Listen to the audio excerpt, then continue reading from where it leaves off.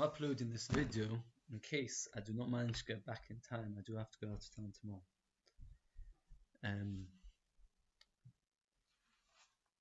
Well, I'm going to continue from the Gemara on Daf Tzadik Aleph Amud Beis, where we got up to. The Mishnah tells us a chiddush that a basket of fruit, which is partly in the house, partly out of the house, one is not chayav. Why? Because we consider the fruit as if there's still part of inside the house, and one has not done the issa v'hitzah. The more about machlokas between Chizkiah and Rabbi Yochanan, a very important machlokas. According to Chizkiah, the chiddush of our Mishnah is only in the case where each individual fruit is still partly inside the house, like a cucumber, where you've got a long cucumber, where part of it is inside the house, part of it is out of the house, and therefore one is not chayav. But if a person was to take a basket full of mustard seeds, where some of the mustard seeds come out of the house, then one is chayav. Because those seeds, which on the end of the basket, which is outside the house, have gone completely out of the Rishus HaYochid into Rishus HaRabbi. Rabbi Yochanan says no. Eged Keli Shmei Eged. A Keli is considered one. Since a Keli is considered one, so therefore it is every single mustard seed is considered as if it's partly inside the house. Says the Gemara Meisvei, and Daf Tzadik Aleph Amud Beis, 7 lines from the bottom. Hamoitzi kupas avoichin. If a person takes out a box of the peddlers which has inside it a variety of different things, and you put it on the outside threshold, the outside step,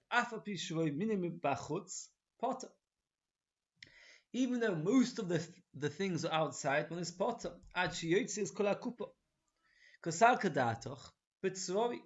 We're talking about vegetables and ingredients that have been cut into pieces, shredded. And afapikain, we say, since part of the box, there's a very big box, part of the box is still inside the Rishus HaYochid, the fact that some of the items are completely out is potter, is a right, not like Chizkiah. Kasha leChizkiah. Amalo Chizkiah ch'ma'askinon, but honestly, we're talking about long items with very, very long leaves, and therefore what happens was with long stems, and therefore one is potter because part of the item is still inside the Rishus HaYochid. Mosiv avibi ba'abaya. Hagoynev kis b'Shabbos. A person steals a purse on Shabbos. Chayav. The halacha is there's a mussar called komlei b'drabamini. That if a person does an aveva, for which there are two punishments, then one only gets the more severe punishment. So let's say Reuven goes to Shimon's house and burns it down on Shabbos. There are two punishments. One is the death penalty for having burned down somebody's house on Shabbos, Sreifa, Havar, burning on Shabbos. And the other is a financial punishment for the fact that he has damaged his friend's property. Kamle B'Drabim tells us that he only gets the death penalty, that he does not have to pay. The Mishnah over here tells us that somebody who steals on Shabbos, so you might say to yourself, stealing, there's two punishments. The financial obligation of paying up for the purse that you have stolen, plus the Issa Deraisa of a Hitzor b'Shabbos, which one is Chayav, a Deraisa, if a person did a B'Mezid, is Chayav Misa. So therefore you should only have to get the death penalty and be potter. Comes along the Mishnah and says, no, Chayav. That you have to pay for the money which you have stolen, even though you're still going to get punished for the Issa Hitzor. Why?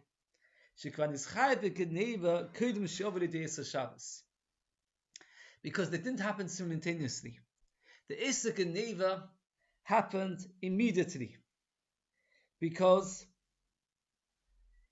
Mitzad Issa Shabbos, Mitzad Issa Geneva, the moment they're outside the Rishus HaYochid, let's say I go into your house, I steal your wallet. The minute, in those days, the wallet, the coins were big silver coins. So I take your bag of silver coins, I take it out to Rishus HaRabbi. The minute that one of the silver coins comes out of your property into a public domain, I'm koiner it. Once I'm koiner it, I have to pay. And Issa Itzah is only when the entire purse moves out of the Rishus Harabim. So the Issa moves out of the Rishus Hayachid into the Rishus Harabim. So if you're Chayv Geneva before you came to Issa Shabbos, says the Gemara, says the Mishnah Vaita, if a person's just dragging it along, Potter, then he's Potter. Why is he Potter?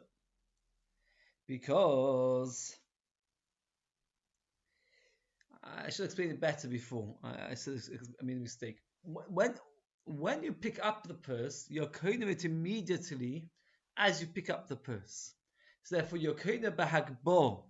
Since you're koiner b'hagbo, therefore the Issa Geneva happens immediately. The Issa Itzah is only when you take it out from Shusayachit to Shusarabim. But when you're dragging it along the floor, Potter, then you're Potter. Why? The Issa of stealing and the Issa of Shabbos come in the same moment. Since you never did Akbar, when are you Chaya for stealing? It's only when you've taken it out of the other person's domain. When does that happen? When it comes out of his area. So that same moment, you've done the Issa of Shabbos plus the Issa of Geneva, therefore you're Potter. Says the Gemara, Eged Keli Shmei Eged, Kodm Issa Geneva Issa Shabbos. The Issa Geneva comes before Issa Shabbos. Because regarding the Shabbos, you only chayav when you take the entire wallet. Like we just said, according to Rabbi Yechanan, that one keli is considered one item. And if part of it is inside, part of it is outside, you're Potter. So over here, the same thing we should say, that regarding Shabbos, you're Potter. But regarding Geneva, you're chayav. Answers the Gemara. If you took it out through the opening of the purse first, you're right. Because the minute that the coin goes over the threshold, therefore the coin is now yours, and the Issa Itzah is only when the entire purse came out. But over here we're talking about when you took out the wallet, the money bag, you took it out, you took out the money bag through the bottom half of the bag. Since you took out the money bag, from the bottom part of the bag, therefore, you cannot access the coins until the entire bag came out. You've got a bag. Imagine this is the money bag. You've got lots of money inside it. I'm dragging it from my neighbor's garden to steal it. I'm not carrying it back because I never lifted it. As I pull it out of the Rishus, so the Gemara's kasha is that for Issa Shabbos, you have to take out the whole keli.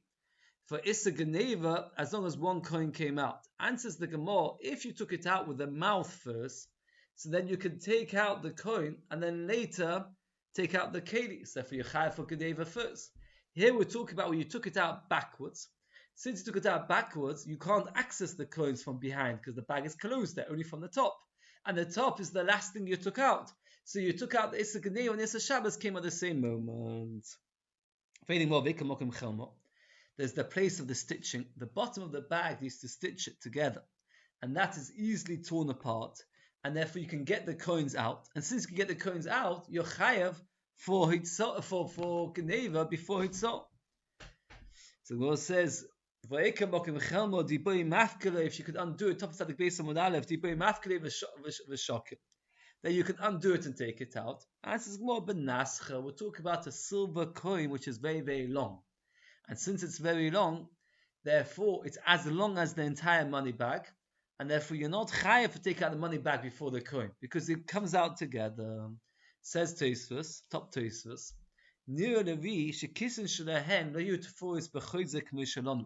their bags, their pockets, were not sewn up like ours. That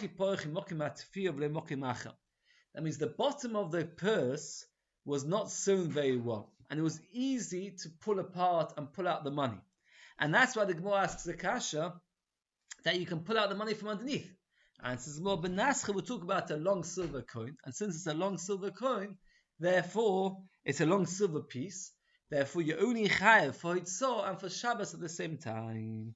The Kimedekeshnotzen. Since there are hooks, there are these like strings that hang off it. Therefore, you take out the whole purse besides for the drawstring, besides for the string, the shokel.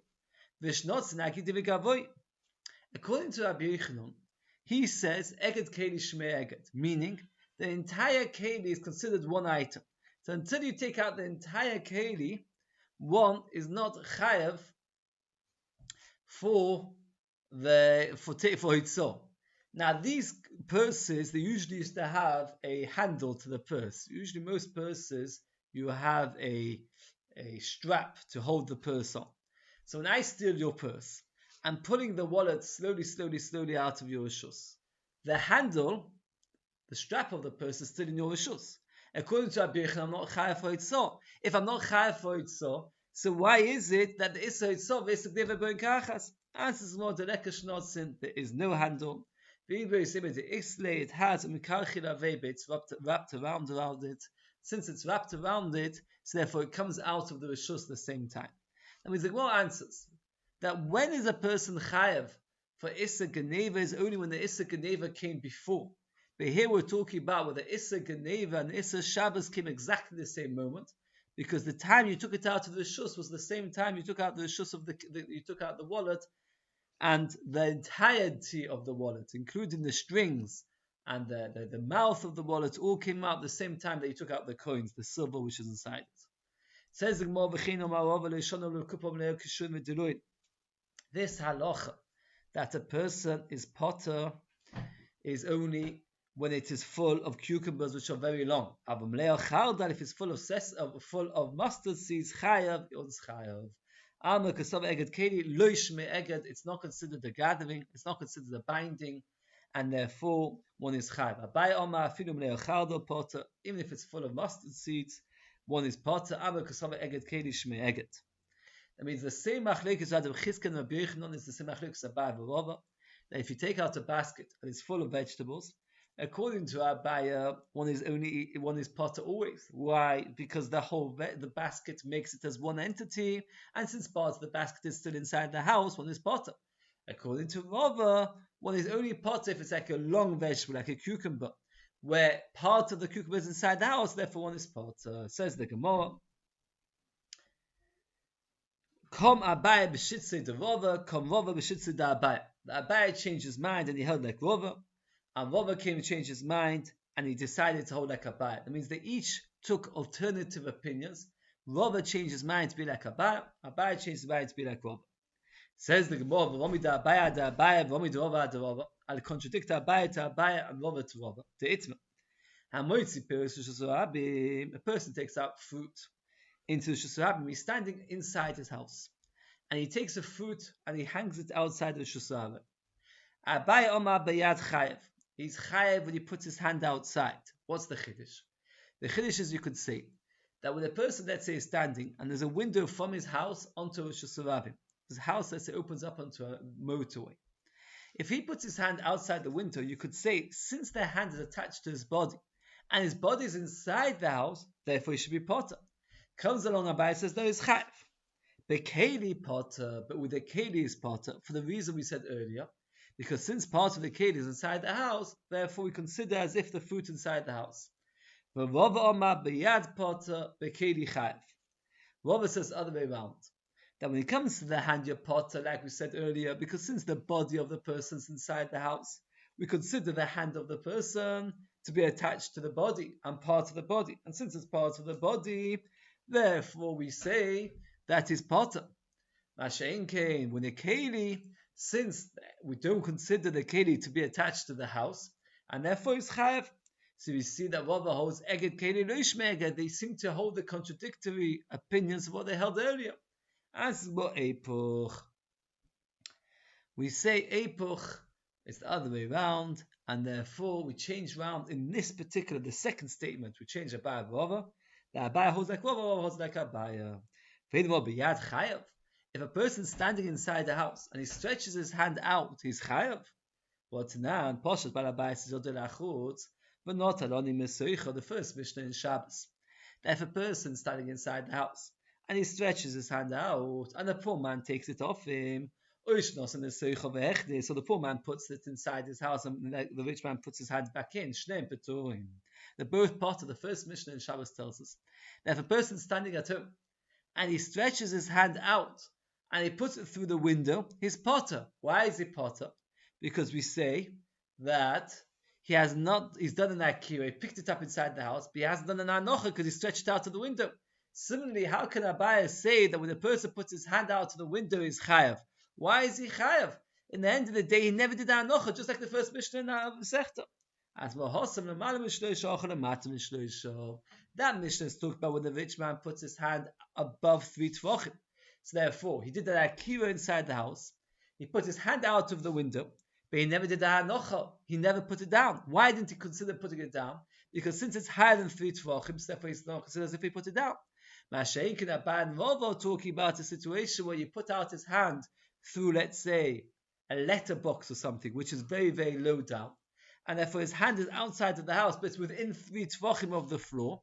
Since it's within 3 tvachim of the floor, so therefore, according to Abaya, he's chayav, because we say it's as if he did the hanocha in Rishus Harabim. So that's the end of this sugya. That means our Mishnah, the previous Mishnah told us 2 chidush. One is that if a person takes something out, puts it on the threshold, and from the threshold into Shabim is potter because he never did Oitzam Rishus to Rishus. He did the Oitzam which is Ochit Kamlis, and from Kamlis to Shabim, which is only Asma to Abon. And the second chiddush is if a person takes a basket outside his house, then if part of the basket is inside the house, he is potter. Now the Mishnah talks about what's considered normal and what's considered abnormal. We're going to have many Mishnahs that tell us in order for a person to be chayav on Shabbos, it's not enough to do a malacha. In order for a person to be chayav a korban or chayav misa, it's not enough to do a malacha. One has to do the malacha in a normal way. If a person does a malacha in an abnormal way, in a peculiar manner, then it's not considered maleches machsheves, it's not considered proper mahalacha, and therefore a person is potter. It's also midrabanon, but one is not chayav min haTorah if he does a malacha in a strange manner.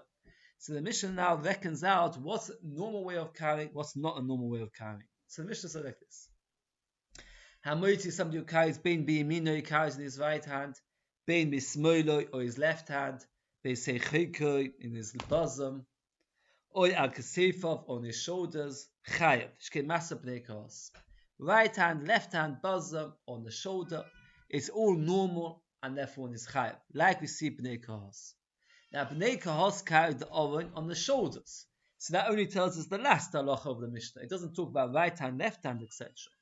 So Rashi explains that for that we do not need a mekor. You don't need a source that carrying, for example, in your left hand is normal, because everybody sometimes carries on the right, sometimes on the left, so it's all normal.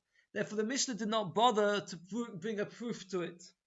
Rashi alternatively brings us that he brings from his Rebbe's that the pasuk tells us in Parsha in Bamidbar that Elazar, the son of Aaron, he used to carry 4 different items. He used to carry, when the Mishkan moved from place to place, he carried 4 items. He carried the oil for the menorah to light. He carried the Keteris HaSamim to burn on the Mizbeach to make a nice smell.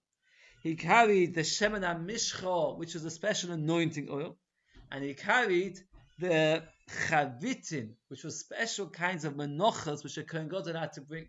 So he had to carry 4 items. How can one person carry 4 items? The answer is he used his right hand, his left hand, his shoulder, and his bosom. So therefore we see that it is, all of these ways are normal ways of carrying. In fact, it's a very interesting Ramban in Parshas Bamidbar. The Ramban says, "V'koivei Hashem yachlifu koyach." Those who trust in Hashem have tremendous power. What's the proof? We see that Elazar was able to carry so much. I'd like to show a basic picture of all these things. So here we've got somebody carrying in his left hand and his right hand, both hands. He's carrying the seichekoi in his bosom, that's inside his chest. And here he's carrying on his shoulder. So therefore, these are all the cases that our Mishnah says is considered normal, and therefore one is chayav. He shows b'seichekoi underneath his armpit. This is not correct according to all the Rishonim. Many Rishonim say Cheikoi is actually within his chest. Okay. So it goes like this. Kalacha Yodoi. If a person carries at the back of his hand, I'm going to show pictures of all these things. So this is Kalacha Yodoi. A person carries on the back of his hands. That's not a normal way. Beragloi, a person balances, can you imagine a person balancing an apple on his foot? Or befiv, a person carries something in his mouth. Right? You see a person's carrying in his mouth a spoon. Ubapalkoi. Bapalkoi, there's machlokas. Some say, Rashi says Bapalkoi is armpit. He carries something in his armpit like this. Teresa says he carries like this picture, Malpakoi is in his elbow. So machlokas Malpakoi means elbow or the armpit. He's only showing the picture of the arm, the elbow, because that's most of the shonim. But Rashi says Malpakoi is actually his armpit, which is actually much higher up. But Oslo, a person carries something in his ear, like you see over here, put something in his ear. Or Besal, somebody carries something in his hair. Or Pundosa, somebody carries something in his belt. They put Upio Lamato, or he carries something where the opening is upside down. That means what happens is the purse is held upside down that it can come out. So therefore, it can easily fall out. Between his belt and his shirt. I mean, somebody put something between the belt and his shirt, or in the hem. Somebody carries something inside his hem.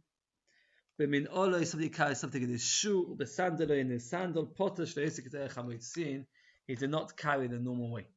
So all these cases are all unusual ways. Somebody carries the back of his hand, balances on his foot, puts something in his mouth, carries it in his ears, in his armpit, on his elbow. All these things are part of because it's not a normal way. And if a person ever needs to carry, a person has to be aware that by carrying like that, you're not over Issa D'Oraisa. It's still Issa D'Rabbanan, but it's not also not Torah. Says the Gemara, Omar Aboloza, Hamoitzi Maso, somebody who carries a burden, Lemala Maso Tfachim, higher than 10 Tfachim Chayav. Rashi explains, of course, we don't mean somebody carries something on his shoulders. Because on the shoulders, it's always going to be higher than 10 tefachim. 10 tefachim is a machlokes, Chazon Ish and Chaim Noah, how much is a tefach? Chazon Ish says a tefach is 10 centimeters. Chaim Noah says a tefach is 8 centimeters. A person's shoulders is always going to be more than 10 tefachim, more than a meter or 80 centimeters above the floor. Because Masa B'nei Kahos was always more than 10 tefachim above the ground. Says Masa B'nei Kahos Minolon. How do we know that B'nei Kahos carried more than 10 tefachim above the ground? Because the pasuk says like this. The pasuk is referring to the building of the Mishkan. It says like this: Ala Mishkan, Ashala Mishkan, Ala Mizbeach Saviv. That the curtains around the riyos, around the kloim, around the Mishkan, was surrounded the Mishkan and the Mizbeach. Makish Mizbeach and the Mishkan. Since the pasuk mentions the Mizbeach and the Mishkan together, we make a hekesh between the two. Ma Mishkan es amas, av Mizbeach es amas. Just like the Mishkan was 10 amas high, also the Mizbeach was 10 amas high. We're referring now to the Mizbeach HaChitzon, to the outside Mizbeach, Mizbeach HaOilah. The earth of the Mizbeach, which was filled with earth, was 10 amas high. 10 amas, we just said, an amma, according to Chazon Ish, is 60 centimeters. According to Chaim Noah, is 48 centimeters. So 10 amas is approximately about between 5 meters to 6 meters high, double the height of a normal room. It's very, very high than this Mizbeach. Just give us a picture. How do you know the Mishkan was that high? That each stick, each beam was 10 amas. And since the Mishkan was made out of beams around, and the length of every beam was 10 amas, therefore we know the height of the Mishkan was 10 amas. Now Moshe Rabbeinu spread the curtains over the Mishkan. Now when you spread something, you have to be as high or higher than the item you're spreading over. If you've got a table, and the table is 1 or 2 meters above, a meter above the ground, it's easy to spread a tablecloth over it. If the table is 2-3 meters above the ground and you're trying to spread something over, you'll find it impossible. Over here we see that the Torah tells us that Moshe Rabbeinu was able to spread the curtains over the Mishkan. The Mishkan was 10 amos high, so therefore Moshe Rabbeinu was able to spread the curtains over the Mishkan. How is that possible? Moshe Rabbeinu spread the curtain over the Mishkan. So Moshe Rabbeinu, who was a Levi, and the Gemara at this stage understands that the height of Moshe Rabbeinu was not unusual, but he was just one person out of Shevet Levi. And just like Moshe Rabbeinu was 10 amos high, all of Shevet Levi was 10 amos high. So we know the height of the Levim was 10 amos high. Very briefly, we know the height of the Mishkan was 10 amos. How? From the beams of the Mishkan. And Moshe Rabbeinu spread the curtains over the Mishkan. So therefore Moshe Rabbeinu must have been high enough to be able to spread something over 10 amos. How is that possible? The answer must be that Moshe Rabbeinu was 10 amos high. Now, we're trying to prove, how do we know that carrying something higher than 10 tefachim, if I walk around in the street holding this up higher than 10 tefachim, not on my shoulder, that's obvious, but carrying it in the street higher than 10 tefachim, I'm chad. How do we know? Whenever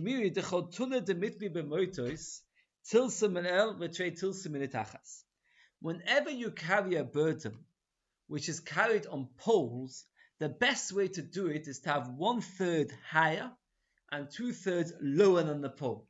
That is the best way to be able to carry a burden. So whenever we had the owen and the shulchan and things like that, they made sure that there was the height was always 1/3 above, 2/3 below. Here's got a very simple picture. They're carrying the mizbeach. Can you see two Levim carrying the mizbeach? So above the shoulders is 1/3 of the mizbeach, and 2/3 is below. And if you're carrying a very heavy burden and it's hanging on poles, you're not going to put the whole burden above your shoulders because that would make it extremely difficult. You're not going to put the whole burden below. You put 1/3 above your shoulders, 2/3 below. Now, ishtakach, it comes out that the mizbeach was very, very high. Let's summarize. The mizbeach height was 10 amos, like we said earlier, compared it to the Mishkan. The Levim's height was 10 amos. The Levim carried the mizbeach 1/3 above the shoulders, 2/3 below. That means if you take that mizbeach to be 10 amos, 1/3 is approximately 3 1/3 amos. So 1/3 above, 2/3 below means that the mizbeach was actually over 3 amos above the ground. Each amos is 6 tefachim. So you've got the mizbeach was 18 amos above the ground when it was being carried. Is a right that when a person carries, even if it's more than 10 tefachim above the ground, he's chayav. The Hebrew Yisrael says the Gemara, I've got another right. The oven from the oven. The Omar Ma. Oven Tisho, the oven was 9 tefachim high, the kaperos tefach. The kaperos was 1 tefach thick. Harikana says 10 tefach. 10 tefachim. Like we said earlier, when you carry something on sticks, on poles, you carry 1/3 above, 2/3 below. Ishtakach, it comes out. It comes out that the oven was more than 10 tefachim high. How do I know? Because the Leviim, the Gemara at this stage holds, there were 3 amos high. Now, if there were 3 amos high, and they carried the oven 1/3 up, 2/3 below them, 2/3 of the oven is 6 tefachim, because the oven was 9 tefachim high. So there was 12 tefachim from the floor to the height of the bottom of the oven. So we see that when you carry something, it is always that even if it's more than 10 tefachim high, one is chayav. So if a person walks in the street carrying something more than 10 tefachim high, he is chayav. Why do we learn it out? Why does the Gemara need to bring another proof from the oven? Let's bring the proof from Moshe Rabbeinu. The first proof was good enough. Answers Gemara, Dilma Moshe Shani. Maybe Moshe was unusual. You've got no proof just because Moshe Rabbeinu was 10 amos high, and that's how he was able to spread the curtains. That everybody else is that high. Why? In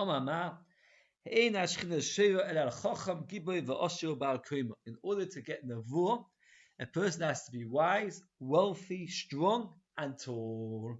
So therefore, maybe Moshe Rabbeinu was tall, and that's why he had the ability to spread the curtains over the Mishkan, because he was 10 hours high. But you've got no proof that the Nevi'im were that height. And that's why the Gemara had to suggest the second proof, which is the proof of the Orim. There's a very fundamental topic over here, and if you get this, it's a very interesting point. And that is like this. That the Gemara over here says the Nevi'im carried the Orim on the shoulders. And the Gemara understands that the Levi was 3 amas high, and they carried the Orim 3 amas on the shoulders. Why is that? Because the Gemara tells us elsewhere the average height of a person is 3 amas. Average height of a person is 3 amas. Tais asks the question, Rashi also discussed this a little bit, but that if the average height of a person is 3 amas, what height are his shoulders? Significantly less. A person's head is usually about 20-30 centimeters at least. So therefore it comes out that the shoulders were not actually 3 amas high. They were less than 3 amas high. And if that's the case, the Gemara's calculation that the Orim was carried at the height of 18 tefachim above the floor, that means on the beams, the poles on the shoulders, 3 amas above the floor, is not correct. Because the head is 3 amas above the ground, but not the shoulders. Tesis answers that when the Gemara tells us that the height of a person is 3 amas, the Gemara means up to his shoulders. The height of average person is up to the shoulders 3 amas. The height of a person to the head is more than 3 amas. Asks Tosfos, or by mikveh we say that a pit of water which is 3 amas deep is enough for a person to dip in. Tosfos is a very scientific thing. If you've got a very narrow, thin mikveh and it's only 3 amas high, as the person dips inside it, what happens is the water is forced upwards and covers his head. But the Tosfos shitta is that a person's height, whenever we say, many Gemaras, we have it in Erev and Hashem, that a person's height is 3 amas, says Tosfos, that's to the shoulders. To the head, it's much, much more. Rashi argues. Rashi says that the height of the person is 3 amas to the top of the head. Now, we know there's a machlokes Chazon Ish and Chaim Noah. What is the height? What is an amma? We said, according to the Chazon Ish, an amma is 60 centimeters. According to Chaim Noah, an amma is 48 centimeters. I once also brought down, the big poskim says like this, a very interesting point, that we have a machlokes Rishonim. The Gemara tells us the height of a person is 3 amas. We have a machlokes Rishonim here. Is the height of a person including the head or just to the shoulders? That machlokes Rishonim is the same machlokes as the Chazon Ish and Chaim Noah. You can say that one machlokes is dependent on the other. Why? If you say the height of a person, when we say 3 amas, is to the shoulders, then if you go with the Chazon Ish's shiur of 60 centimeters, that's saying that a normal person is 1.8 meters to his shoulders. And therefore his head is another, let's say 30 centimeters. You are saying that the average height of a person is well above 2 meters. That can't be. So therefore, according to the Chazon Ish, you have to say that when we say that a person's height is 3 amas, we mean to the top of the head. Then it makes sense to say the average height of a person is 1.8 meters, exactly 6 foot. To say the average height of a person is 6 foot is not so hard to accept. Chaim Noah says that amma is 48 centimeters. 48 times 3 is 144. Now, 144 centimeters, to say that's the average height of a person, that's quite short if you say it's still the head. That is less than 5 foot. To say the average height of a person is less than 5 foot is very difficult. But if you say the height of a person, 3 amas, is only to the shoulders, and then another foot approximately for his head, and you say that the average person is almost 6 foot, so that's fine. So it comes out the machlokes Chazon Ish and Chaim Noah. What is the length of an amma is dependent on the machlokes. When we say that a person is 3 amas, do we mean to the head, top of the head, or do we mean to the shoulders? This is something, if you've got questions, I'm always interested to hear, but this is a very, very interesting idea. The machlokes regarding what the size of an amma can depend on this machlokes.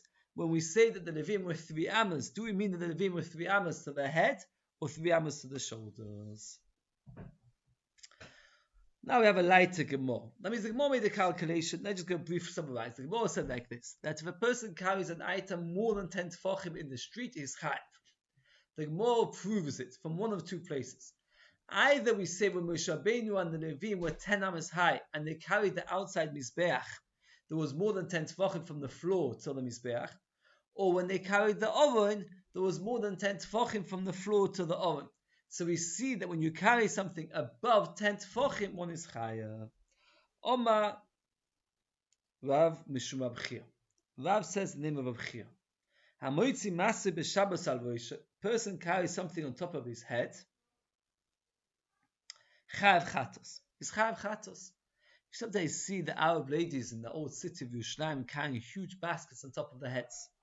So the Gemara says if a person wants to do that, it's chayav. Shekin anshe hutzal oisin kain. The people in hutzal, that's how they walk around. Fei the Gemara anshe hutzal vubad alma. Are we going to decide if it's normal or abnormal just because one small village somewhere in Bovel carry like that? That doesn't make any sense. So the Gemara says no. Rather, this is what he said. We changed the halacha.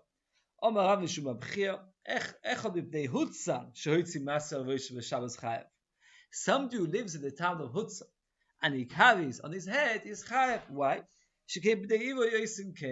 That's what the people of the city do.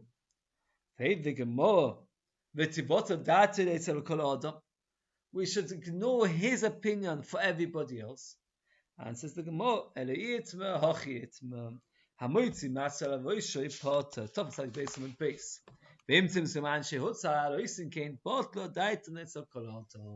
means if a person carries a basket on top of one's head, a person is potter. Why? Because it's not a normal thing to do. And therefore, if a person does it, he's potter, even if he lives in the village, in the town where everybody does it, he's potter. Why?